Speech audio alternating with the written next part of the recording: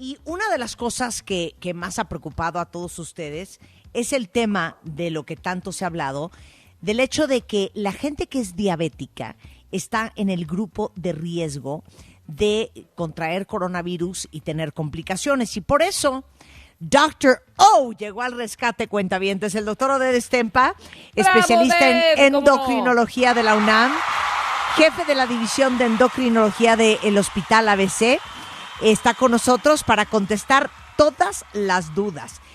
Sabemos que en México la diabetes, Oded, es la primera causa de muerte, es una epidemia seria en el país, más de 100,000 muertes al año por esta enfermedad, más o menos 15 millones de mexicanos, si no es que más, la padece y la mitad ni siquiera sabe que la tiene. Y hemos escuchado de todos los infectólogos, neumólogos, inmunólogos, que en el grupo de riesgo, junto con los hipertensos, los obesos, las embarazadas, la gente mayor de 60 años, los diabéticos están en riesgo. Así es, Martita, ¿cómo estás? Hola, Rebe. Muy bien, ¿y tú? Día. Espero que estén muy bien. Hola, Oded. Que estén cuidando, Totalmente, resguardadas desde hace 32 días. Excelente, Martita. Un saludo también muy caluroso a los cuentavientes. Y bueno, mira, te cuento. Efectivamente, el tener diabetes hace que los pacientes pertenezcan a un grupo de especial riesgo alto. Pero ojo, aquí ha habido algunos malentendidos desde que empezó esto. Hay gente que piensa o que tiene la percepción de que tener diabetes incrementa el riesgo, por ejemplo, de infectarse por coronavirus. Eso no es cierto. El riesgo de infección lo tenemos todos prácticamente igual. ¿Qué es entonces lo que tiene el paciente con diabetes que es peor? Bueno, tiene un riesgo mucho mayor de desarrollar un cuadro grave o, como bien dijiste, de tener complicaciones cuando ya ha sido infectado por este virus.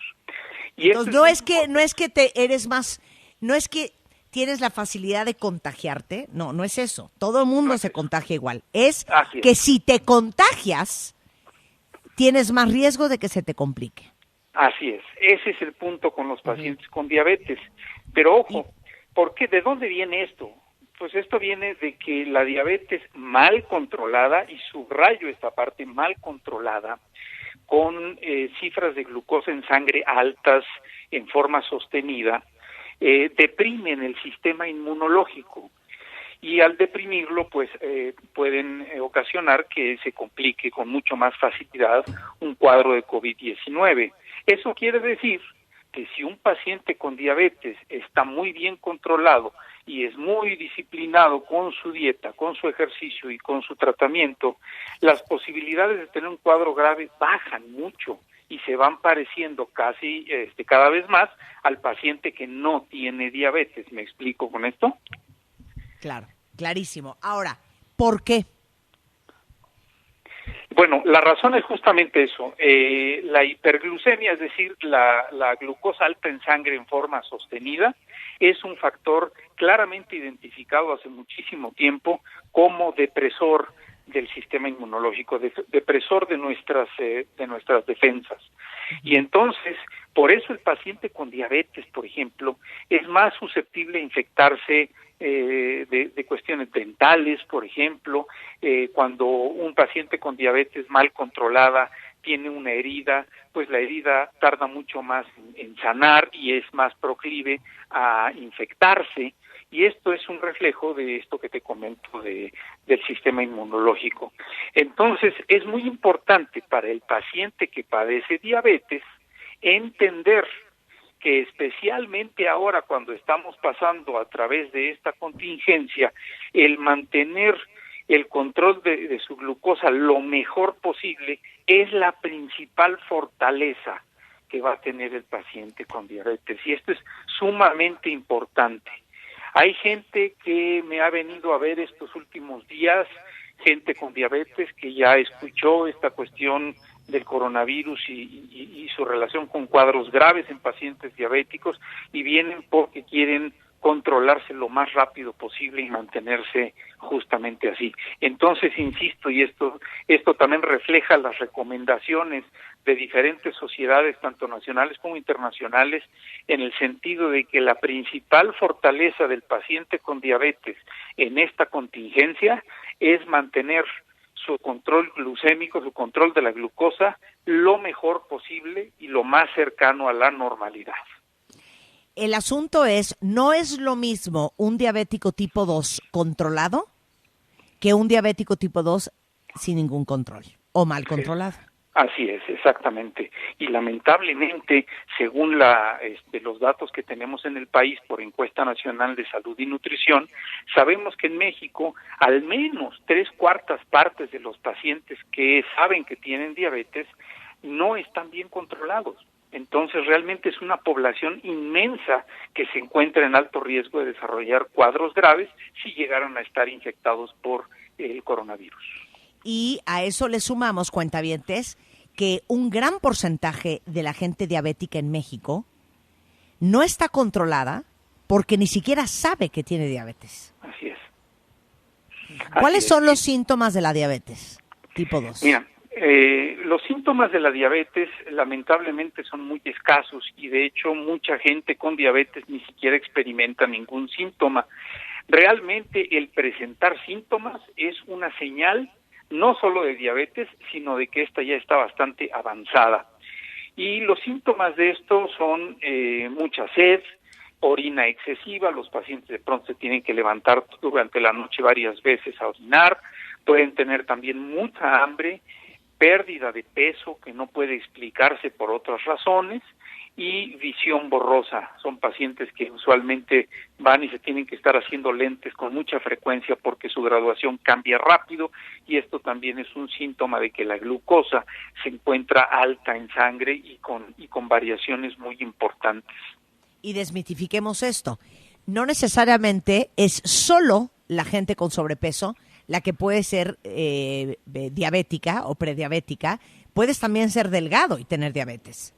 Absolutamente. En México, en particular, sabemos que existe una carga genética muy importante para padecer diabetes y como bien dices, hay gente delgada que puede padecer diabetes, y muchas de estas personas efectivamente pueden padecer diabetes y ni siquiera lo saben. ¿Por qué? Pues porque la glucosa alta en sangre no produce síntomas sino hasta ya etapas bastante avanzadas o más tardías. Y ese es uno de los grandes problemas de la diabetes, porque si la diabetes doliera, otro sería el panorama en el mundo. La gente correría a obtener tratamientos y servicios médicos para que mejoren sus cuadros, pero como la diabetes no duele, pues entonces nos deja de importar el control hasta que realmente aparecen ya complicaciones de las cuales podríamos lamentarnos mucho, como daño ocular con ceguera, daño renal con insuficiencia de este órgano y por supuesto enfermedades cardiovasculares que son junto con la diabetes pues la causa número 1 de mortalidad en México. Sería muy aventurado de mi parte decir, Oded o Dr. O, que este es un momento bueno para irse a hacer una prueba para ver cómo está tu glucosa en sangre. Fíjate que sí, yo creo que nunca es mal momento para checar eso, porque si alguien tiene diabetes y no lo sabe, o alguna vez le dijeron que tiene diabetes o prediabetes y se dejó de atender y ya nunca actualizó esa información, pudiera estar en un riesgo muy elevado de desarrollar un cuadro grave si es que se infecta por coronavirus. Entonces nunca está de más hacerse estas pruebas, incluso a manera de escrutinio, únicamente de investigación en casa. Se puede medir una glucosa con un glucómetro que hoy están disponibles en todos los supermercados, y con eso podemos saber al menos si anda bien o anda fuera de rango. Y si anda fuera de rango, entonces sí habría que pedirle exámenes de laboratorio más completos, pero es muy fácil hacer esta prueba en casa. Hay que medirse la glucosa en ayuno, y en la persona que es sana, pues la glucosa debe de estar abajo de 100 en ayuno. ¿Cuál es la prueba? Es el glucómetro, la glucosa capilar. Es muy fácil, eso se hace en casa, lo puede hacer incluso alguien que nunca ha usado. Sí, un glucómetro lo venden sin receta médica en cualquier farmacia, ¿no? Así es, en cualquier farmacia, incluso en los supermercados ya lo venden, en todos. Ok, entonces un glucómetro. para ver cómo está tu azúcar. Eso es un indicativo de que si está arriba de 100, hay que checarse con un endocrinólogo, que es el dueño de la diabetes, y si está abajo de 100, estás bien. Exactamente. Y esto Bien. es en ayuno, antes de desayunar, así es. Ok, entonces abramos otra conversación. Estamos hablando ahorita de los diabéticos tipo 2. ¿Es lo mismo para los diabéticos tipo 1, para los que tienen diabetes, digamos, juvenil? Sí, lo mismo, es decir, si los pacientes con diabetes tipo 1 están descontrolados, están con glucosas altas en forma sostenida, tienen exactamente el mismo riesgo de desarrollar un cuadro grave por COVID-19 si es que tuvieran la infección. Y en ellos también aplica que la principal fortaleza es mantener un control de la glucosa lo más estricto posible, y con eso se alejarán del riesgo de desarrollar cualquier tipo de cuadro. Ok, me aguantas el corte porque quiero, regresando, a hablar contigo de todos aquellos que tienen resistencia a la insulina. Uh-huh. Claro Y que sí. Los que están tomando metformina y los que no, y todas sus dudas en consultorio COVID, con ese hashtag, si tienen preguntas para el doctor Oded Stempa, jefe de endocrinología del Hospital ABC, al volver en W Radio. No se vayan. Estamos hablando con el jefe del Departamento de Endocrinología del Hospital ABC, el doctor Oded Stempa. Para el cuentaviente consentido, ya saben que es Dr. O. Y contestando a todas sus dudas con el hashtag gatito consultorio COVID. Ya hablamos del hecho de que sí, en efecto, tanto los diabéticos tipo 1 como los diabéticos tipo 2 tienen más riesgo de que si les da coronavirus se les complique por las particularidades del sistema inmune de la gente diabética, pero por sobre todas las cosas hacer una alerta, un llamado y especial hincapié en el hecho de que no es lo mismo un diabético, ya sea 1 o 2, que está controlado y que tiene su glucosa en sangre controlada, al que no la tiene controlada, o al diabético tipo 2 que ni siquiera sabe que tiene diabetes. Por eso, lo importante hoy en día para averiguar si tienes el azúcar bien es corran a cualquier farmacia, a cualquier supermercado, pídanlo por teléfono, en línea, una cosa que se llama glucómetro, para que ustedes con un pinchito en el dedo y una gotita de sangre puedan medir cuánta glucosa tienen en sangre. Si están en 100 y para abajo, están bien. Si están en 100 o para arriba, es hora de buscar un endocrinólogo, que es el dueño de la diabetes. ¿Resumí bien, Dr. O? Es correcto todo lo que has dicho. Muy bien. Oye, hay muchísimas preguntas. Nos quedamos antes del corte con el tema de la gente que tiene resistencia a la insulina. Explica rápidamente qué es eso. ¿Y esa es la puerta a la diabetes? Exacto, es la antesala de la diabetes. Es un estado pues bastante complejo que mezcla factores genéticos con algunos factores ambientales, como por ejemplo sobrepeso, sedentarismo, mala alimentación, y esto usualmente se refleja en el laboratorio con cifras elevadas de glucosa, pero no al rango de llegar a diabetes. Entonces estos pacientes, cuando son detectados en forma oportuna, suelen recibir tratamiento, además de alimentación y ejercicio, tratamiento con metformina, que es un medicamento preventivo de diabetes, además de ser tratamiento de la diabetes como tal. Y estos pacientes, insisto, están como en la antesala de la diabetes. ¿Qué pasa con estos pacientes? Bueno, estos pacientes al no tener diabetes como tal y no mantener cifras de glucosa tan altas en forma sostenida, su riesgo no es tan elevado de sufrir cuadros graves si es que llegaran a estar infectados por el coronavirus, como aquellos que ya tienen diabetes y están mal controlados. Entonces el riesgo no es tan alto, pero hay que tener nada más el radar listo, porque entre mejor controlados estén los pacientes, ya sea con diabetes o con resistencia a la insulina, mejor en el sentido del riesgo de cuadros graves. Entonces, para resumirlo, la resistencia a la insulina es básicamente el principio de la mala función del páncreas para producir la insulina necesaria para Correcto. romper el azúcar que circula en tu sangre. Así es. No logran mantener un equilibrio adecuado en el metabolismo de la glucosa, y esta se mantiene, digamos, discretamente elevada por arriba de lo normal, pero no al grado de la diabetes. Claro. Es muy fácil también, al igual que la diabetes tipo 2, tener resistencia a la insulina, y es algo que hemos dedicado programas enteros tú y yo, Oded, tener resistencia a la insulina y no saber que la tienes. ¿Cuáles son los síntomas? Sí, esto es muy frecuente. Mira, realmente, ¿cómo podemos saber si tenemos resistencia a la insulina o no? La mayoría de los pacientes con resistencia a la insulina tienen algún grado de sobrepeso o incluso obesidad, y podemos presentar, por ejemplo, algunos cambios en la piel, como el engrosamiento de los pliegues, por ejemplo, atrás de la cabeza, en el cuello, o en los pliegues de las articulaciones, el codo, la rodilla. Ahí la piel se hace más gruesa y más oscura, y muchas veces tratamos de tallarla pensando que es suciedad y nunca evidentemente va a salir. Otro síntoma muy frecuente de resistencia a la insulina: nos da mucho sueño después de comer. Eso también es un síntoma temprano de resistencia a la insulina, y en algunos casos puede haber incluso hasta trastornos del ánimo con tendencias depresivas, etcétera, pero eso ya es menos frecuente que lo primero que acabo de mencionar. Ok, pensemos en los dos escenarios. ¿Tienes resistencia a la insulina y no estás medicado? ¿Tienes resistencia a la insulina y estás medicado? Si te diera coronavirus, ¿qué riesgos de que se te complique tienes? Sin duda es más alto el riesgo de complicación en aquel paciente no medicado que en el que sí está medicado. Sin embargo, en ambos escenarios el riesgo global es menor que en el paciente que ya tiene diabetes diagnosticada y está mal controlado, ¿sí?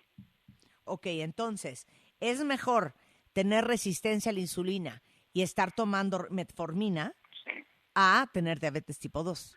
Totalmente, absolutamente. Y ojo, no quiero que quede el mensaje de que la pura metformina hace los milagros.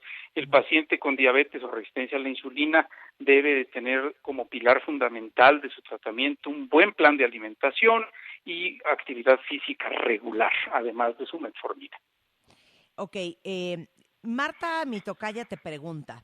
Mi papá toma Invocana Duo 850 miligramos. Tiene diabetes tipo 2, tiene 64 años, lleva 3 años tomando esto.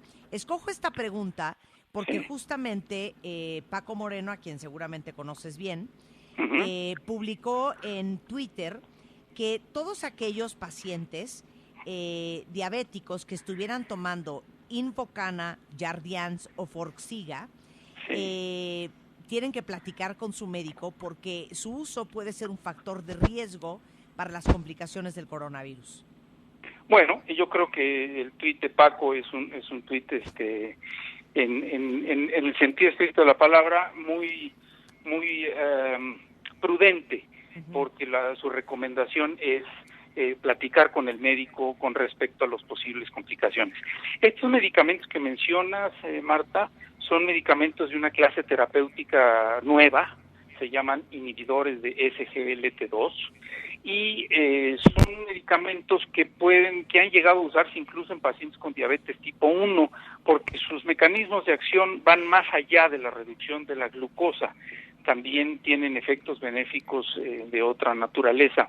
Y en los pacientes con diabetes tipo 1 principalmente, el uso de este tipo de medicamentos ha llegado a vincularse a complicaciones como cetoacidosis, que son complicaciones evidentemente graves que pueden llegar hasta un coma diabético. En pacientes con diabetes tipo 2 no es así el mecanismo. Yo lo que le diría a tu tocaya Marta, que nos mandó esta pregunta, es que si su papá está con ese tratamiento y se encuentra bien controlado, no hay que hacerle nada, no hay que quitarle el medicamento ni mucho menos, ¿sí? Okay. Porque aquí, insisto, lo principal es que esté bien controlado. Ahora, si está con ese medicamento y a pesar de eso está mal controlado, sí vale la pena verlo y cambiarle el medicamento, porque hay que ir primero por un buen control de la glucosa. Eso es lo principal. Sensacional. Claro. A ver, y ahorita les doy los datos del doctor Oded Sempa por si alguien no tiene endocrinólogo. Iván tiene una muy buena pregunta que no te hice. ¿Cómo diagnosticas a una persona con resistencia a la insulina? ¿Cuál es la prueba? Bueno, hay varias pruebas disponibles. Pero sí es aquí interesantísima la pregunta, porque yo les diría que 80% del diagnóstico de resistencia a la insulina se hace en el consultorio observando al paciente y revisándolo. Explica. Casi, sí, con eso tenemos 80%. Pruebas de laboratorio, sí, se puede medir su glucosa en ayuno, su insulina en ayuno, y con eso calculamos un índice que se llama HOMA, o hay algunas otras mediciones que pueden aproximar y darnos una idea de si existe o no resistencia a la insulina, pero este diagnóstico es básicamente clínico y no tanto de laboratorio. Ok, pero a ver, yo llego, me siento enfrente de ti y quiero ver qué me preguntarías y ustedes contéstenle virtualmente al doctor O para Claro. ver cómo diagnosticas resistencia a la insulina en el consultorio. Súper fácil. Yo le diría al paciente, primero, platíqueme en su familia, ¿hay alguien con diabetes? Si tiene diabetes en líneas directas, es decir, padres o hermanos, bueno, ahí tenemos un factor de riesgo muy importante. Observamos si tiene sobrepeso o no, ¿sí? Y le interrogamos los hábitos de alimentación, qué desayuna, qué come, qué cena y qué come entre comidas. Le interrogamos sus hábitos de actividad física y finalmente lo pasamos a la mesa de exploración para checar si tiene estos pliegues engrosados de la piel, que se llama acantosis nigricans, y si tiene algún otro dato clínico de interés, y con eso les aseguro tenemos el diagnóstico de si hay o no resistencia a la insulina. Así de fácil. Así de sencillo. Oye, dice aquí, ¿qué hacer si mi mamá es prediabética y es obesa? No quiere hacer ejercicio y aparte come muchísimo. Bueno, pues ella es una paciente que debemos tratar, al menos ahora, tratar con mucho más insistencia, ahora que estamos en esta contingencia, de que se ponga en orden, porque si su glucosa, y no lo sabemos, porque su glucosa puede tener variaciones muy grandes durante el día, puede tener glucosas altísimas después de comer, pero después de comer difícilmente nos asomamos a ver cuánto tenemos de glucosa. Esos pacientes se pueden complicar. Si se llegan a infectar por coronavirus se pueden complicar y créanme, no vale la pena, porque el control de la glucosa se logra con medidas que se pueden establecer en casa siempre. Bien. Oye, Leo manda algo muy real. Es una pena que los diabéticos debamos esperar hasta 45 días sin que el ISSSTE nos surta las recetas de insulina, más en esta época de mayores cuidados. Esto es peor en mi caso porque aparte soy trasplantado e hipertenso. Pues Leo, como he dicho siempre, tu salud, nuestra salud es nuestra responsabilidad. Eso no se le delega a nadie. Haz lo que tengas que hacer para ir tú a buscar tu insulina y no depender del sistema público de salud, porque el día que te pase algo, no creo que nadie salga por ti al rescate. Entonces, busca esa insulina a como puedas. ¿Estás de acuerdo? Así es, Marta. Aquí tenemos algunos pacientes que justamente se atienden en el IMSS o en el ISSSTE y además me vienen a ver a mí, que muchas veces tienen que hacer las compras de su medicamento por fuera, a pesar de que el medicamento se encuentra en el ISSSTE, forma parte del cuadro básico del ISSSTE o del IMSS, pero no se lo dan. Entonces sí, es muy importante salir y buscarla. Sensacional. Oye, hablemos de los niños, porque la diabetes tipo 2 infantil es que creo que somos 1 o 2 o 3 a nivel mundial. Y Viviana te pregunta, Dr. O, que su hija tiene resistencia a la insulina desde que tenía 10 años. Ahora tiene 15, casi un año sin medicamento. ¿Eso se cura? ¿Se compone? ¿Se controla? ¿O qué onda con la resistencia a la insulina? Porque su hija siempre ha tenido problemas con el peso. Mira, el panorama con esa pacientita de 15 años es muy bueno, el pronóstico es muy alentador por su edad tan temprana. ¿Se puede llegar a curar? Sí, se puede llegar a curar la resistencia a la insulina. Depende mucho también de los factores genéticos, porque a veces la carga genética es tan fuerte en una familia que hagamos lo que hagamos al paciente eventualmente le da diabetes. Pero entre que si son peras o manzanas, en una paciente como ella tenemos que hacer ahorita todo lo que esté en nuestras manos para quitar la resistencia a la insulina. En una niña de 15 años, la alimentación y el ejercicio cuentan prácticamente con la totalidad de los factores para el éxito del tratamiento. Hoy existen en redes sociales y en Internet un sinnúmero de alternativas para hacer ejercicio en casa y ese ejercicio con música. Realmente se puede hacer muy agradable y hay muchas alternativas. Hay que poner manos a la obra ya, prácticamente desde ahorita. Ok, preguntan acá también, ¿qué es el Quantos? Bueno, el Quantos es uno de los estudios que existen hoy para diagnóstico de resistencia a la insulina. Uh-huh. Sin embargo, es un estudio que no está validado por las sociedades internacionales, por ejemplo, la American Diabetes Association o la europea, no toman en cuenta el Quantos como un estudio de diagnóstico validado. Algunos laboratorios lo hacen, es un estudio simple, bastante sencillo, que nos puede dar una idea adicional de si el paciente tiene o no resistencia a la insulina, pero no hay que tomarlo como el estándar de oro, ni mucho menos para diagnosticar resistencia a la insulina. Eso es el Quantos. Ok, bien. Pregunta aquí otra cuentaviente. Híjole, este sí no me lo sé, ¿eh?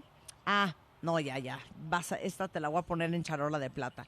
Vero González dice, mi hija tenía un problema de ovario poliquístico. La llevé con el doctor y lo resolvió muy bien. Saludos, doctor. Hombre, un placer, es paciente Vero. tuyo. Pero sí. Eso es muy interesante. La relación entre la resistencia de insulina y el ovario poliquístico. Sí, son dos problemas que están íntimamente relacionados y normalmente tienen como eje algún grado de sobrepeso en la gran mayoría de las chicas. Cuando hay sobrepeso empieza a haber resistencia a la insulina y resulta que los ovarios también tienen receptores para insulina y entonces se convierten en órganos que están sobreestimulados por insulina en estas chicas y empiezan a producir hormonas en forma errática los ovarios y eso se refleja con una pérdida de la ciclicidad de las menstruaciones, empiezan a ser muy irregulares, pueden estar 3 o 4 meses sin tener menstruación y además empieza a aparecer acné, empieza a aparecer un poquito de vello excesivo en algunas regiones del cuerpo y por supuesto el eje central del tratamiento pues es la pérdida de peso porque con eso se mejora mucho el cuadro, pero además existen otras alternativas para regresarles la ciclicidad, para que sean más regulares y que se sientan mejor. ¿Qué tanto riesgo tienen aquellos que tienen diabetes insípida? Muy buena pregunta. Muy buena pregunta. Bueno, no, pero explica qué es la diabetes insípida. Sí, la diabetes insípida no tiene nada que ver con la diabetes de la que estamos hablando ahora. De hecho, vale la pena aquí remontarnos un poquito en la historia. La diabetes de la que estamos hablando nosotros, que se llama diabetes mellitus, tiene ese nombre porque mellitus viene de miel. Antes de que existieran los laboratorios y los análisis clínicos, la diabetes se diagnosticaba probando la orina de los pacientes. Y obviamente la orina de los pacientes con diabetes era extraordinariamente dulce como miel y por eso se llama mellitus. Y existe otra diabetes que es la insípida, en la cual la orina pues no tiene ningún sabor, es prácticamente agua libre, es pura agua. Este es un trastorno raro, usualmente es un trastorno que viene como complicación de cirugías de la glándula hipófisis y en este caso no hay ningún riesgo relacionado a complicaciones de coronavirus como la hay con diabetes mellitus, no tiene nada que ver. Bien. Tengo una cantidad de preguntas impresionantes. Creo que vamos a tener que hacer la semana que viene un programa solamente hablando de resistencia a la insulina, Dr. O. Claro que sí. Porque hay muchísima totalmente. gente que está medicada con metformina. Por ejemplo, Sonia está preocupada porque las embarazadas están en el cuadro de alto riesgo. Y su ginecólogo le envió tomar metformina durante este tiempo que está embarazada. No tiene obesidad, pero su mamá tiene diabetes y tiene más familiares diabéticos. Bueno, aquí en esta paciente aplica lo mismo. No debemos distraernos mucho con lo que pase con sus familiares. Hay que enfocarnos con lo que pase con ella. Ella debe mantener promedios de glucosa muy bien. Supongo yo que su ginecólogo le dio metformina porque debe de tener cierto grado de diabetes gestacional o incluso antes de diabetes gestacional. Entonces es muy importante mantenerle bien su control. Si con metformina está bien controlada, excelente, que se quede con eso. Pero si con metformina no está bien controlada durante el embarazo, será importante darle un poco de insulina durante el embarazo para que se mantenga perfectamente bien durante el mismo, ¿no? Y que su bebé nazca perfectamente y que no tenga ningún problema con este asunto. Yo les diría lo siguiente. El dueño de la diabetes es el endocrinólogo. No es el ginecólogo, no es el nutriólogo, no es el médico general. Entonces, si ustedes tienen dudas después de haber escuchado al doctor Oded Stempa, búsquenlo a él o busquen a su endocrinólogo de confianza, pero yo creo que esto es algo que hay que tomar en serio, sobre todo en un país como el nuestro, en donde genéticamente tenemos esta terrible predisposición. Aquí una muy buena pregunta de Carlos Mestre. Yo conozco a un diabético que nunca se le oscurecieron los pliegues, como tú dijiste. ¿Aplica siempre en todos los casos o no necesariamente? No necesariamente. Ese escenario, así es, puede suceder. La acantosis nigricans no es un síntoma forzoso en todos los pacientes que tengan diabetes tipo 2. Bien. Esta es otra pregunta. Dijiste al principio que si ustedes quieren ver cómo está su glucosa en sangre, compren un glucómetro, pínchense el dedo y con esa gotita de sangre y el glucómetro les va a indicar cuánta glucosa tienen en su sangre. De 100 para abajo, bien, de 100 para arriba, preocupante. Pero, por ejemplo, aquí ve que Argandoña dice que su mamá de 63 años, hace 4 años le detectaron 112 de nivel de azúcar, diario amanece entre 102 y 114, no tiene pliegues negros, pesa 45 kilos, ¿es o no prediabética? Es prediabética por laboratorio, sí, así es. Esas glucosas repetidas por arriba de 100 son de prediabetes. Lo que habría que hacer con ella es hacerle algunos estudios adicionales y una buena revisión física para llegar al fondo de lo que está pasando, tener un diagnóstico claro y su causa. Buenísimo. A ver, doctor O, te voy a poner al servicio de la comunidad. Sí. El doctor Oded Stempa es el jefe de la división de endocrinología del Hospital ABC en la Ciudad de México. Ahí les van los teléfonos. 5272 2419 y 5276 9278. En Facebook es doctor Stempa, por si lo quieren buscar, y está en la Torre Mackenzie del Centro Médico ABC Campus Observatorio. Dr. O, gracias. Gracias a ustedes, Martita y Rebe, por favor, se me cuidan, Gracias, se me Oded. guardan bien. Les mando un beso.